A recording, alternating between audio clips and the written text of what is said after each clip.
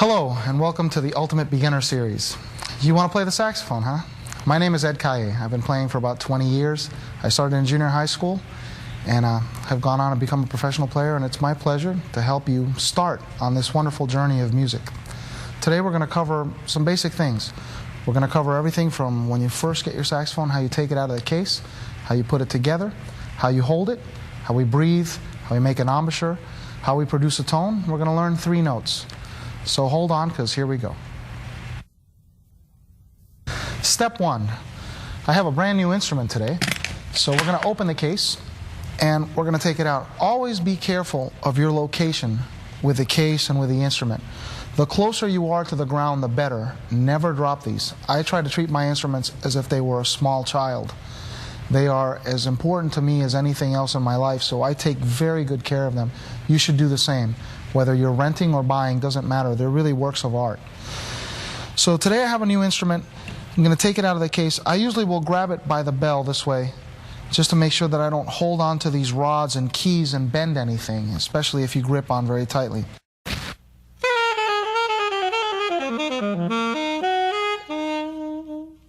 Hi, so that's what it sounds like. First I want to talk about how to hold it and how to hold your hands and your regular posture when you play. And I'm going to do that sitting down because most of the time when you practice, you're going to be sitting down. Always be careful when you sit that you don't bang the bottom of the saxophone against a chair. That's the first thing. Some people sit very quickly and they'll have it in their mouth and really hurt themselves. Always hold it this way. When we're not playing, the natural position for the saxophone is to rest it on this leg this way with the bell. What you tend to do is sit towards the front of the chair, so you're sitting on the edge. The most important thing about these instruments is air. They're called wind instruments. Without wind, they will make no sound. Therefore, breathing is the most important thing, and the one thing that most people do incorrectly. Sometimes teachers don't bother, sometimes we get lazy. I have to reiterate, playing the saxophone is physical. This is physical exercise. We're not running, we're not doing a Stairmaster, but I assure you that if you come to one of my concerts and you see me, I sweat just as hard as if I had run a marathon. It is very physical, and we want to do things right.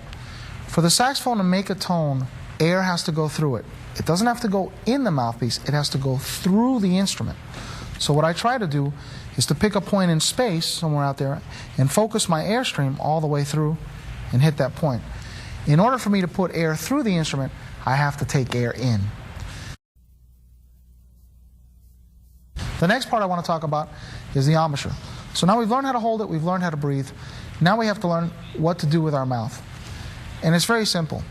Take your bottom lip and just take the inside fatty part of your lip. As you can tell, I have very big lips, so it's easier for me to do. Some people have very small lips, but you take the inside part and just roll that over your bottom teeth.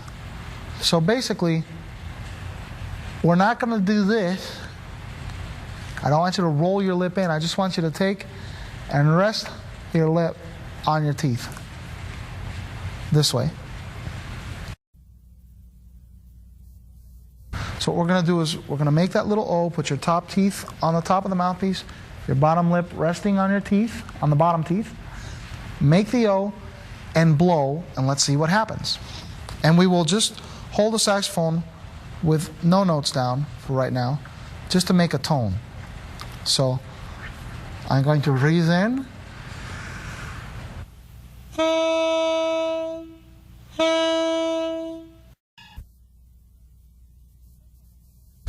So the first note we're going to learn is B, RB. That's this note right here on the treble clef. And the way we play that note on the saxophone is with the first finger of the left hand.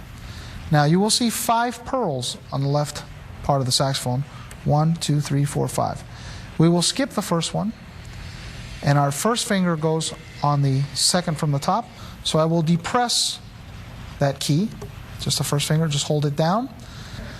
I'll take a deep breath, and I will breathe, and I will just let the air go, and that should give me a B.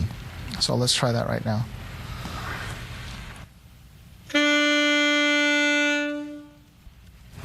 That is B. If for any reason your saxophone just doesn't work right, You can't get a sound, it makes funny sounds, it chirps, it squawks, it does weird things. Take it to your band director, take it to your teacher, or take it to a bona fide saxophone repairman or repair person. Someone that knows how to take these apart. Don't try to fix it at home. Don't get a pair of pliers or a hammer or a screwdriver, and don't do it yourself. Even if you're a person that can put a car back together, let someone who knows how to do this, because these mechanisms are so complicated that one turn here or one bang here will affect the rest of the instrument. And hey, we've learned a lot of stuff today. We've learned how to take our instrument out of the case, how to put it together, how to take care of our reed, how to put our mouthpiece on our reed, how to make an embouchure, how to stand, how to breathe, how to position our hands. We learned 3 notes. We even learned how to play a song together. So in the first volume, we learned these 3 notes: B, A, and G. Now we're ready to learn our next 5 notes. The next note is C. It is played with the middle finger of your left hand. So that's the only key that we will press down, and sounds like this.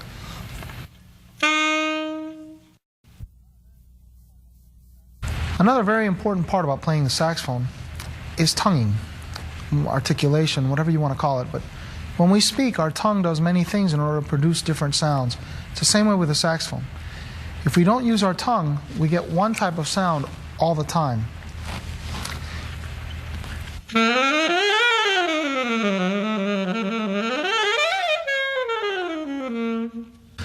That's what we call slurring, not using our tongue at all. Well, there are many times, many instances where we need to use our tongue, and our tongue will do different things. It will either play long notes or short notes. It's also very important to always keep pushing the air. You're always pushing forward. You don't try to breathe into the instrument, you try to breathe all the way through the instrument. You pick a point in space and you aim your air column at that point. It's not about seeing how loud you can play.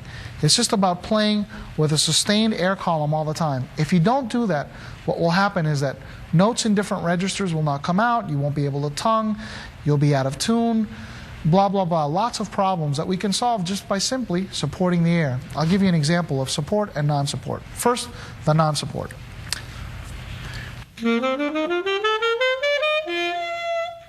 My notes crack and they don't come out. If I support, the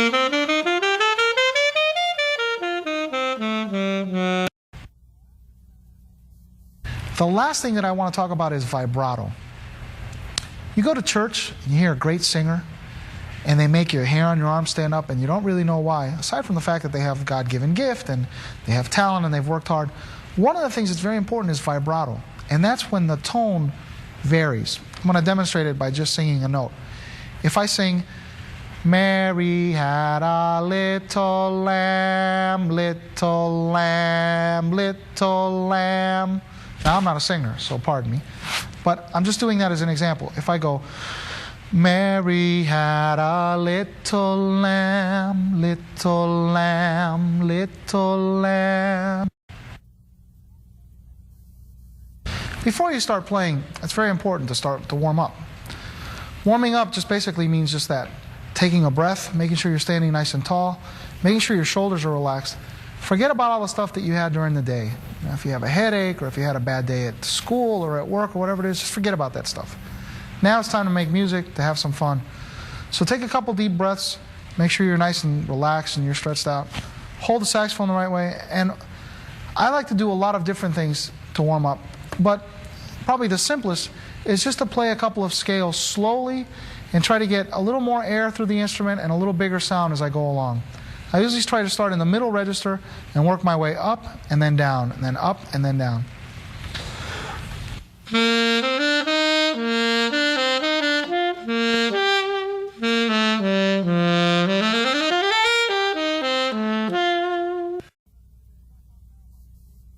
We're going to talk now about tuning the instrument. The basic tuning of the instrument, this instrument, everybody says, well, the instrument's in E flat, it's tuned at the factory. No, not quite. I told you before that the length of the instrument determines the pitch or whether it's in tune or not. What we want to do is we want to play using an electronic tuner, unless you have perfect pitch, but we're going to use an electronic tuner in this case. And it's going to tell us whether the notes are in tune or not. If these two red lights that you see here are lighting up at the same time, then we know the note's in tune. If the one on the left lights up, the note's a little flat or a little low. If the one on the right lights up, we know it's a little high or a little sharp. So what I'm going to do is I'm going to play a few notes and try it. I want to mention one thing. This is the mouthpiece cap. It goes on the reed this way. Its sole purpose is to protect the tip of the mouthpiece and the reed. Reeds have a tendency, they're very soft, and they have a tendency to grab onto shirts or music stands, and they can break and then you can't play it. I have made it a habit to always have the mouthpiece cap on if I am not playing. Even if I'm resting for 8 or 10 or 12 measures, I will keep it on. When I'm ready to take it off, I take it off and I either put it on my music stand or if I'm standing up in my back pocket. For me, it's become kind of one of my pet peeves, but I've never broken a reed because of it. And in concert situations, that's very important. Even for you in band, reeds are very expensive. You don't want to break them all the time. When you get one that works, you want to keep it for a while.